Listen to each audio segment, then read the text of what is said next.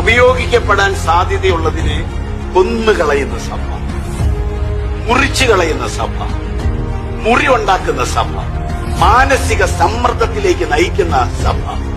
പാസ്റ്ററാകട്ടെ മൂപ്പന്മാരാകട്ടെ, ഉപയോഗിക്കപ്പെടാൻ ഒരാൾ മുമ്പോട്ട് വരുമ്പോൾ അവനെ ഇടിച്ചിരുത്തുന്ന ഒരു വലിയ ഗ്രൂപ്പ്. പൗലോസ് എന്ന അജയ്യനായിരിക്കുന്ന അപ്പോസ്തലൻ യെരുശലേം സഭയ്ക്കകത്ത് നിൽക്കുകയായിരുന്നെങ്കിൽ ഒരു വയസ്സനായി സാധാരണ മരണം നയിച്ചേനെ. ദൈവത്തിന് മഹത്വമുണ്ടാകും. പക്ഷെ അയാൾ യെരുശലേം ചർച്ചിൽ നിന്ന് അന്ത്യോക്യ ചർച്ചിലേക്ക് ബർന്നബാസ് അയാളെ പിടിച്ചുകൊണ്ടിട്ടതുകൊണ്ട് ലോകം അറിയപ്പെടുന്ന ഒരു അപ്പോസ്തലനായിട്ട് അയാൾ മാറി. ദൈവത്തിന് മഹത്വമുണ്ടാകട്ടെ.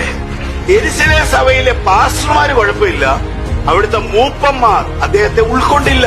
എന്ന് വെച്ചാൽ നിങ്ങൾ നോക്കിയ 12ഓളം വരുന്ന അപ്പോസ്തലന്മാരിൽ കൂടുതലായിട്ടോ അല്ലെങ്കിൽ ശക്തി ഉണ്ടാക്കുന്ന ഒരു ഉണർവുണ്ടാക്കുന്ന ആരും യെരുശലേം സഭയിൽ എഴുന്നേറ്റതായിട്ട് അപ്പോസ്തല പ്രവൃത്തി കാണുന്നില്ല. എന്നാൽ അന്ത്യോക്യ ചർച്ചിന്റെ അകത്ത് എഴുന്നേറ്റ് വന്നവരെല്ലാം ഉണർവുണ്ടാക്കുന്നവരായിരുന്നു. അതിന്റെ അർത്ഥം എന്താണെന്നറിയാമോ? ചില ചർച്ച് ശുശ്രൂഷയുള്ളവരെ കൊന്നുകളയുക.